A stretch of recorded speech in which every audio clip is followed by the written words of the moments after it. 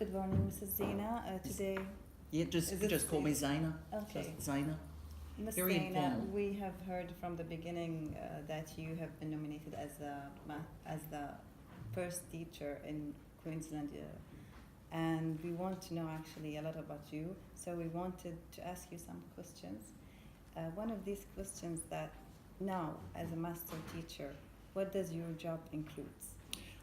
Well, as part of preparing myself to talk to you today, one of the things I did was to bring my role description. Mm-hmm. So every teacher in the school has a role description so that everybody knows exactly what is expected of them. Mm-hmm. Now, I've distributed those sheets, so in front of you, you've got some of the information. Mm-hmm. And you'll notice that, first of all, that it's a very long list, so they try and keep me busy. But I think the headings say everything about my job, and the most important heading there is to lead the curriculum focus, and the second one is to develop the quality of teaching and learning. So my focus is clearly not directly on students, my focus is directly on improving teacher outcomes.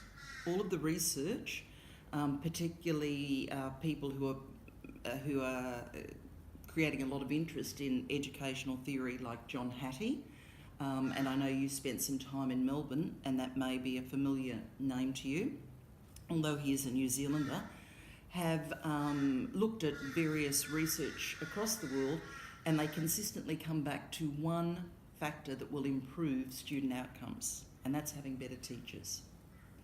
Now, given that you have teachers who are already in the system and you're not going to be able to draw even higher graduates into the profession, you have to work with the people you have. It's how you develop them best. So the way in which the position of master teacher came into action was because there was this recognition that if we didn't do something to improve the quality of teachers, we were never really going to make a difference. Now, this is a school that has excellent teachers, and I hope that in some way I have been able to improve their expertise in certain areas. So my role has been about teachers, about improving the quality of teachers, ultimately to improve the quality outcomes. Zaina, could you please tell us about who evaluates teacher in your school, at your school, and how often does it happen? Once you have become a teacher in the state system, after 6 months you are a teacher. And so certainly there would be no reason that you would be demoted or fired as a teacher unless it was a very serious matter. So what you have happening is in line with, I suppose, my response to the first question, and that's at looking at continuing to ensure that people are performing at their best level and ensuring that teachers are getting the sorts of support they need to ensure that they are improving. How do you observe this? This is done in a couple of ways. One thing that happens in every school across the state is we have what's called a performance development plan, and this is an annual plan. Each teacher in each school has to consider what aspects they would like to focus on for that year. For a young teacher, it could be discipline aspects. For someone who is more highly skilled, it might be looking at what you're doing in group work or even improving what you're doing in terms of differentiation. But you're to single out at least 1 or 2 goals that you're going to focus on and that you're going to focus on making significant improvement. Now, those goals could continue over a period of a year. So it's about ensuring that you're really making growth. The process begins normally in schools at the start of each year, and the first thing we do at this school is we gain feedback. So we do what is called a 360, which is something that's also used across the world in many instances, but particularly something that the Australian Institute of Teaching and Learning recommends and provides on their website, which is something I'd like to share with you later. So This 360 allows teachers to get feedback from people who are above them in the system, so perhaps the principal or their head of department, their colleagues, so they're getting peer feedback.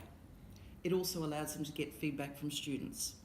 Now, based on that feedback, then the process that we use has an automated response that shows where your strengths and where are the areas that perhaps you could look at to focus on for that year. That's step one. Step two is then to reflect on that and to work out what you're going to focus on for the year. In our school, we have an explicit improvement agenda for 2018. Our explicit improvement agenda for the last 4 to 5 years has been on building literacy. This year it was specifically on writing, and I suspect next year it will be again, because writing is such a focus in Australia and across the world. So, all of the teachers were asked to consider some aspect of that writing improvement agenda in their own professional development plans, and teachers did. So they might have singled out one way to incorporate writing into their teaching, and perhaps one other aspect that they wanted to build on. And again, I go to examples like behaviour management, or it could be group work, or it could be differentiation. Once they've worked out what those goals are, they need to then get together with someone who has been designated as their mentor, superior, for this process. That's usually their head of department, but not always. It's always someone who is higher up in terms of the system. Fairly typically, I have 3 or 4 people that I meet with. And then together we talk about what this could look like, and they construct what are called SMART goals. So those SMART goals allow them to be very specific, they ensure that they're measurable, and that they are ultimately going to be able to produce evidence to show that they have made some progress. We meet again, and at the end of the year we sign off to say whether that process has been made. So that's one, and perhaps the most important. The other ways in which we track teachers are by a number of ways, and certain heads of department will have perhaps more preferred ways, so they can be negotiated with teachers. All members of admin do walkthroughs across the school, so they are going into classrooms and typically asking students questions. And the questions that we'd ask would be normally 5 sorts of questions. So what are you doing now? Do you know how this fits into what your overall learning is? And then we'd ask something like, do you know how to improve? And do you know when you have actually become accomplished at this goal? So by having that conversation, even with 2 or 3 students from the class, it's fairly easy to see what's working in the classroom and what's not. So that's one. We also have teachers observing each other, so peer observations. This has been something that we have been building. One of the things about having an old school where the classrooms are very firmly designed around a door that opens and closes is people can see themselves in little isolated silos. And because of that, they don't welcome people in. They tend to, feel a bit nervous if someone comes into the room. If you look at modern classrooms, they don't have that structure. And if you've worked in those ones, you'll find that teachers tend to go into each other's classrooms more readily. And there is a general climate of sharing and working together. So it's something that we've had to work hard at and continue to work hard at this school to try and break that down. So in short, we have a plan for the year. We have observations by administration. We also have observations by heads of department. And the final thing is peer observation. So looking at all of those levels, and that would be fairly typical of the Queensland experience. Where that's come from is, again, evidence-based. Allow me to go back to your role as and we were wondering who evaluates the master teacher. What a good question. What a good question. I would hope that everybody evaluates the master teacher because I work with all staff. I certainly self-evaluate. I think that's a key role, and that was one I failed to mention in terms of teachers. So in terms of that self-evaluation and observational data, I look at the number of people I work with, I look at the sort of work, and I look at the sort of effect that I have. In terms of formally being observed in terms of what I do, I have regular meetings with the principal, and I also work fairly closely with the deputy who's responsible for senior secondary, but probably more so the principal, because there's a lot of planning that we do across the school, and that's something that we will discuss. Certainly, you know, this is her school and she has her vision, but it's something that we discuss to try and finesse, to try and ensure that we have a plan that's going to work the best for the school. So it's ultimately her. Yeah, thanks for being honest and telling this. We were also wondering about the selection of the master teacher. What sort of criteria do they ask someone to apply so that he can be chosen as a master teacher? And one of the things that I gave you in front of you is the 5 selection criteria. Now, I have to point out this was a selection criteria from 2014, and the end of my position is at the end of this year. So that will have been 4 years that I've had to operate in classrooms, and this happens across the state. So it was a position that was identified and was implemented with a particular purpose in mind. Now, the selection criteria, if we look at the first one, were looking at your capacity to lead and to model, and they were particularly interested in your understanding of pedagogy, because every school in Queensland has to have a pedagogical structure that they use to plan from. If you don't have a philosophical view, it's very hard to work out where you're going, because then all of your decisions are sort of incidental, effectively. So it was having that knowledge and your capacity to lead within the school. The next criteria talks about having strategic thinking and analytical skills. Really important in terms of your planning. If you don't know what you want to achieve, you're not going to be able to achieve anything terribly much. Something will happen, but it may not be what you wanted to happen in the first place. And analytical skills, because there are lots of competing issues in the school. There's competition for scarce resources, for money, for teachers, and for time, hugely for time. You know, the amount of time that teachers have to meet has to be prioritised. So analysing what is going to be the best practice and how you're going to get the greatest outcomes based on how you perceive moving forward in a school is vitally important. Underneath that criteria is one that talks about developing and sustaining strong interpersonal relationships. This job is, as teaching is, it's relational. If you don't like students, if you don't like other teachers, if you're not going to work with people, and or if you see yourself as some expert who's going to tower above them, it's not going to work effectively. You have to work side by side with people, because the people you're working with are experts in their own field, and acknowledging that is vitally important. Ultimately, the 4th criteria looks at your capacity to change practice so that you have improved outcomes. And really important to look at, I suppose, our NAPLAN data, to a certain extent our achievement data, but also teacher observational data and our reading to learn data. All of those things suggest that the things that we're doing are valued and are having the desired effects. But it's a long-term process, obviously. Can we go back to 2016? We can. We certainly can. It was a great year. I was wondering, what achievement have you accomplished already to be chosen as the first teacher in Queensland District? I think that ultimately what it came down to was the cultural shift.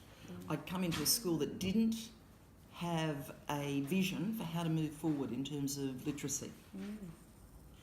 And it took a lot of work and a lot of relational building across the school, particularly with teachers, but also with heads of department and the successive principals, to ensure that we together built a culture that values literacy as part of what we do.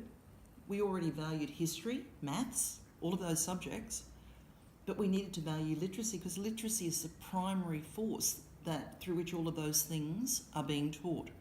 Numeracy is also, but we've chosen one path, one thing at a time.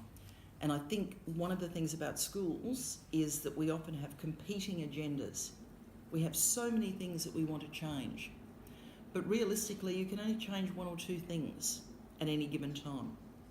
So it was important to have a very clear vision. And to be honest, if I go back to that vision, this is what I hope to achieve. There's always a lot more room for growth, but I hoped that teachers would accept that they were teachers of literacy and that they had the skills and the knowledge and the willingness to ensure that literacy was the focus that was moving through their classrooms. Do you think that the school community have supported you? Oh, there have been people who have not, and there have been people who have been unsure, and that's human nature. Yeah. You have what we call the early adopters, people who get on board when they see something that they think could be worthwhile, and you have those people who feel terribly threatened. And especially, you know, if you've had a really strong sense of knowledge in your subject area, and then someone comes along and says, look, you need to have equally as strong a sense in this area that you know nothing about, that can be threatening. I recognise that, and that's something I've been very aware of and trying to bring people with me on the journey. So we've had a number of challenges, and I've learned a lot through those challenges, but I think that where we are now is testament to the fact that teachers have seen value, have seen outcomes, and that's what has kept them on board. Nothing else would. You cannot convince a good teacher to do something if it is fruitless, if you do not get results. And so we had the evidence that suggested we had the results. So when I presented and went through all the different stages across the state, it was being able to show the evidence and being able to articulate the evidence so that people could see that what we were doing was making a difference. And I think that's what happened. And from your own point of view, what makes a teacher a good teacher? One absolutely overriding thing, and that is a love of learning. Once you stop, or if you're not interested in learning, I have no idea why someone would be a teacher.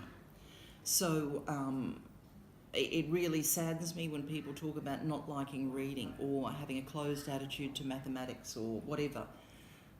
We're learners, we're lifelong learners, and that's what we bring to each of our students, and that's what we hope for each of our students.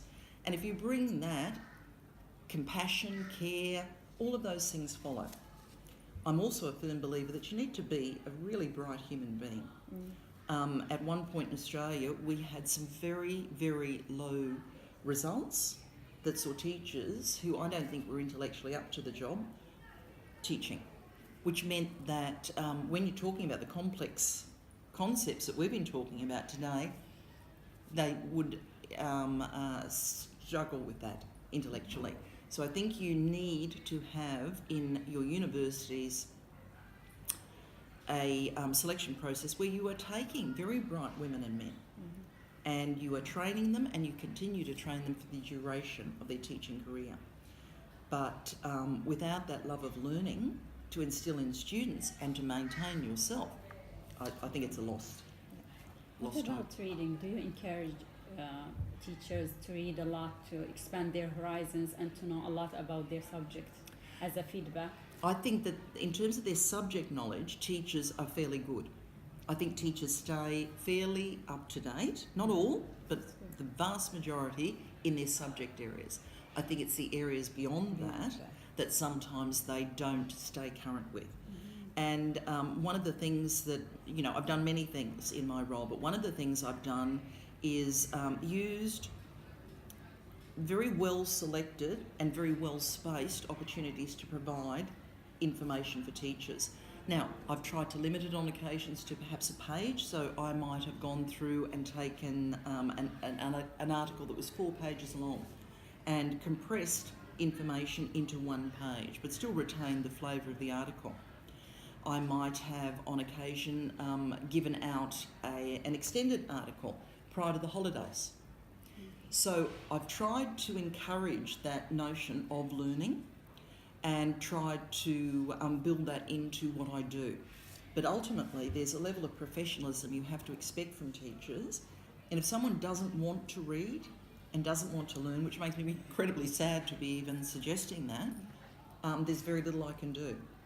But I like to provide opportunities, encouragement, discussion points, and I find that that works well.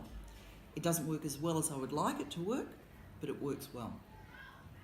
Thank you, Ms. Zainab. We really enjoyed what you have done for us. Thank you. Oh, you are very welcome.